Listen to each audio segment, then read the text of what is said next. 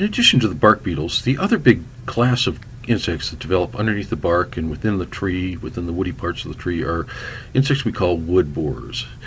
And this is a term collectively given to many kinds of insects that do not have the adult stage entering the plant and laying an egg gallery, producing an egg gallery such as the bark beetles, but instead they're going to lay their eggs on the outside of the tree, perhaps into the bark or just underneath the bark. And then larvae developing singly will enter the woody parts of the plant, branches, trunk, or roots to feed, and some of these will be feeding on the upper part of the tree or shrub. Some of them will be feeding in the crown area, some of them feeding on the roots, and some will be restricted to the cambium, others into the heartwood. So the kinds of insects that develop as borers are found within 3 orders of insects. Probably most commonly you will encounter some kind of beetle, usually either a flat-headed borer or a round-headed borer. A couple weevils also develop as borers in trees and shrubs. But a very important other group of wood-boring insects are various kinds of moth larvae, the clearwing borers being the most important of these. And we will discuss all of these in turn, as well as insects known as carpenter worms and a group that are in the family Pyralidae that I call pyralid borers, the Zimmerman pine moth and the pinion pitchmast borer being the common examples. And then there's one family of wasps that develop as wood borers, and these are the horntails. So in this first section, let's just go over the big 2 beetle groups. The first family of beetles that develop as wood borers that are of concern is the family Buprestidae, and these are variously known as either flat-headed borers or metallic wood borers, depending on whether we're discussing the larval stage or the adult form. So the larval stage are what we call flat-headed borers, and they get their name because there is some sort of flattened area behind the head. These are going to be legless larvae. They chew their way through the wood, and legs are absent. But there is a flattening in the first segment behind the head. This can be quite pronounced in some species, like in the upper left, or it can be more subtle, as you see on the one in the lower left. These are going to make meandering tunnels in the cambium. Almost all their activity is restricted to the cambium tissue, and the tunnels are packed with fine grained sawdust. So you're going to see some sort of granular material expelled as they chew their way through the plant, packing the tunnels behind them. Now, many of the flathead borers, certainly most, are non-aggressive, and these are ones that are going to limit their tunneling to areas of the trunk that were previously damaged or recently killed by pathogens. We do have a few that are more aggressive, meaning they can attack relatively healthy tissues, but often you see flathead borers, most species, associated with recently killed tissues or tissues that are in serious decline because of stresses. So, for instance, a very common kind of borer on a common tree is honey locust borer. And this is an insect that almost entirely you will find limiting its attacks to tissue on a trunk or a branch of a tree that has already been damaged by some sort of, usually a fungal canker. So the picture here on the right is showing you an area of the trunk that has exit holes made by this insect, and as you can see, almost all of these, or all of these, are within the area that is marked by darkening that is associated with a fungal canker. So the canker came in first, and the honey locust borer larvae developed within that previously damaged and infected area. However, there are some situations where we can have aggressive attacks by flathead borers, and if these do occur, then they can extensively damage the cambium of trunks, limbs, twigs, and in this case we will see often dieback and decline. And so in a whole tree, the kind of symptom we usually see associated with flathead borers is some sort of progressive dying back, starting at the top of the plant and then moving further down the trunk as the situation progresses, if it progresses. So you get thinning of the crown as a result of cumulative effects from larval tunneling. So the crown, in this case, meaning the top of the tree. Now, these typically have a 1-year life cycle, so all stages are going to be completed over the course of 1 year.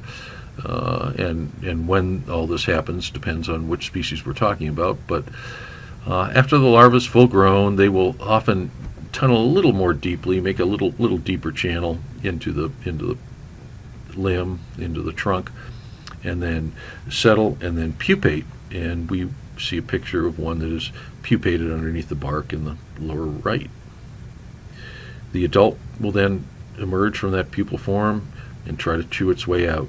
And here we see an adult chewing its way through the bark to exit the plant. Here it is pulling itself out, and now it's out. So now we have the adult form of the flat-headed borer. And the hole that it came out of will be D-shaped, and we'll talk about this a couple of times. D-shaped, so one half is flat and the rest of it is more convex. The flat half is where the back of the insect was as it chewed its way out. So we see D-shaped exit holes produced when an adult of some kind of metallic wood borer comes out. And again, the flat-ended is the back and the rounded end is the underside of the insect. Sometimes we'll see round holes in the same tree, and that could well be a parasite, a wasp, usually that attacked and killed the larva of that very same insect. Again, more D-shaped exit holes. In this case, one that occurs on ash trees and many other kinds of deciduous trees called the flat-headed apple tree borer, making a D-shaped exit hole. Now, the adult form of the flat-headed borers are what we call a metallic wood borer, and they get their name because they have some sort of metallic sheen to their body. There may be some interesting coloration as well, but it is kind of a bronzing or some kind of metallic sheen, maybe gunmetal gray, or it may again have bright coloration, but it's metallic. So they're called metallic wood borers. And in some cases, we have species that have extremely bright metallic coloration. These are all species that you can find in pines and Douglas fir in western United States that attack dead and dying pines and fir.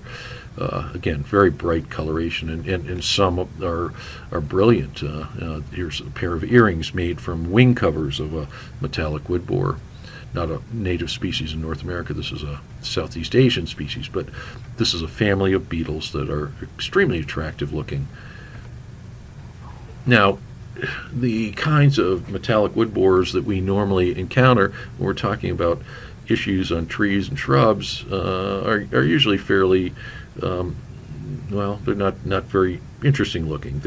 They have some metallic coloration, but it's fairly dull metallic coloration, not brilliant, and these are usually fairly small. Most of the species we have that are of concern to trees and shrubs are in the genus Agrylus, and these typically are about a half an inch or so in length, not very big beetles. So we see the bronze cane borer, the rose stem girdler that comes out of ribes and rose on the left. We see the bronze birch borer in the upper right, that comes out of birch. On the bottom left is the honey locust borer, coming out of honey locust, and the gamble oak borer out of gamble oak. But all of them will emerge as through the bark in the adult stage, and in this case we have a couple of on the right, in the picture on the right, that shows the beetles kind of about to emerge or halfway emerge through that D-shaped exit hole. When the adults are out, they will feed on the leaves for a period of time, usually a week or more. The female will be maturing her eggs at this point, and then they will mate, and the females will then begin to lay eggs. And eggs are usually inserted into bark cracks or under flaps of loose bark, but they're laid externally on the plant, often under a little bit of cover, but on the outside of the plant. She doesn't insert them into the plant, but just under little covered areas of the plant, such as bark or bark cracks. So that covers the flat-headed borers, and these would be insects that, were we to look at the damage they're producing, they're going to make meandering tunnels underneath the bark. These tunnels are going to be packed with fine sawdust, so often a very fine granular sawdust. The symptoms we would see as a result of the injury by these kinds of insects would be a progressive decline, resulting in a thinning of the crown and then moving more extensively throughout the plant as the infestation progresses. And when the adults emerge, they come out of D-shaped exit holes. And there is one metallic wood borer that is certainly in the news and is going to need special attention, and I'll talk about this a little bit later, but in this family of insects, the emerald ash borer is the most important of these presently in North America. And it is a green-colored beetle, emerald-colored beetle, that develops in ash trees, ash being fraxinus. It was native to Asia originally, got introduced accidentally into North America, and has since spread through over 23 states and two Canadian provinces at this point in time, and has caused extensive damage in the areas where it has existed for 10 years or more. The damage is caused by the larvae, and it is a typical flat-headed borer larva that makes meandering tunnels under the cambium, that girdle the cambium. And in the case of emerald ash borer, it is a very aggressive species, capable of attacking trees in a high degree of health and killing them, unlike most of the flat-headed borers we would be talking about that are native to North America. Anyway, we'll talk about emerald ash borer and the management of that insect and its situation in North America in a little bit. But let's move on to the other group of beetles that produce borer stages, and that's the round-headed borers that come from the longhorn beetles. The longhorn beetles are the adult form of the adults. The round-headed borers is the term we give to the larvae. The term we give to the adults, longhorn beetles, is a reflection of them having often very long antennae, so that would be the longhorn part. And one group of beetles that is particularly long in terms of the antennae form would be the pine sawyers, which are a group of insects that develop in recently killed pine wood, such as that's been killed by mountain pine beetle. Poplar borer, this would be the one mostly in aspen, but also in other populous species, is got long antennae, although it's not quite as striking as the pine sawyers are, but again a very common species in various populous, mostly aspen. Something you might see in terms of symptoms on the trees is indicated here. A hole in the tree through which coarse sawdust is being expelled, and maybe some oozing from that wound. This is all very typical of poplar borer attack on an aspen tree. Many other of these longhorn beetles. We'll talk about borers in ash, and just would like to bring up that there's two round-headed borers or longhorn beetles that develop in ash. One's called the red-headed ash borer, one's called the banded ash borer. Both of them develop in a lot of deciduous trees other than ash, but they only occur in trees that are in advanced decline. Cottonwood borer, a striking-looking beetle that is one of the biggest of the longhorn beetles that we have in this part of the country, develops in the lower part of cottonwoods, but mostly willow. So you can see a larva in the picture on the right, but a big beetle and one that is quite striking in appearance. And then the biggest of all the longhorn beetles and the round-headed borers is one called the ponderous borer, which develops in old stumps of dead pine, and this is quite a large beetle. As you can see, spread in the hand of a very large hand here. One species of longhorn beetle that actually is fairly aggressive, and at least in landscape settings, and has restricted the use of some plant materials, is the locust borer, which attacks black locust, not honey locust, black locust. So we're talking the genus Robinii rather than honey locust, which is the genus Cladicea. Now, all of these longhorn beetles, when they are in the adult stage, they will be chewing some on the leaves, and then they will be mating. And then the female, when she is about to lay eggs, they will actually chew a little pit. and then insert the eggs into the chewed pit on the bark. So this is a little different from the metallic wood borers. So the egg is usually inserted just underneath the bark. It's not laid on the surface, it's just underneath the bark. So this makes it a little more difficult for us to control these when we talk about controlling them during the period when they're laying eggs. The larva of a longhorn beetle is a beetle larva we call a round-headed borer. And in this picture we have one on its back. It is generally absent legs, or at least functional legs. There are in this picture, if you look closely on the right side, you can see maybe 3 pairs of tiny legs, but these are non-functional legs. The larva chews through the wood, has no need to have crawling legs. They do have very strong mouth parts, though, and these allow them to chew through very hard material, including the heartwood of trees. So here'd be a picture of a round-headed borer larva with its jaws out, a little more obvious in this case. Again, these are very strong, well muscled, attached to a hard framework that supports the muscles, can chew through extremely hard wood. And so you will see them often moving into the center of the plant and having most of the activity within the center of the plant. So there's a larva here in the lower part of this stem. We can also see some of the kind of material that is produced incidental that are feeding, and unlike that of a flat-headed borer, a lot of it is quite coarse and stringy. So coarse sawdust is often produced by round-headed borers, and they may also make an exterior hole and kick the excess sawdust out. So you may see coarse sawdust accumulating around a wound site of one of these kinds of insects. You would not see that with a flat-headed borer. They do not kick out sawdust ever, and the sawdust they produce is much finer. So in this case we have the locust borer that I mentioned before, one of the most aggressive of the round-headed borers we have. It has been responsible for taking out certain cultivars of black locust that people have tried to plant, notably purple robe locust was proved to be highly susceptible to this insect, and they would riddle the plant. They would enter it and riddle the plant. Sawdust would accumulate on the trunk, incidental to their feeding, and the trees would suffer the effects of a more extensive internal riddling again. So this would be more of a weakening we would see. There will be some damage to the exterior parts of the plant as well, but much more extensive tunneling associated with the round-headed borers. So in cross-section, were you to cut a log that had some previous activity produced by the round-headed borers, you might see something like this. And do note that the holes they have made are not round. They are usually oval.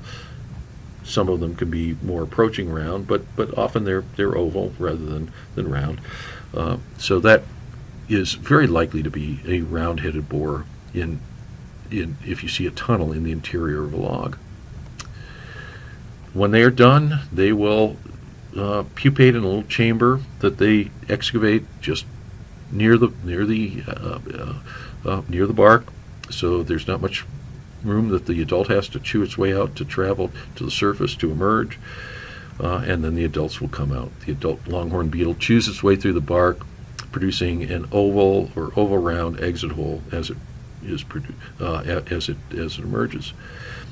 The adults will then go through a bout of feeding on the foliage or twig tissue.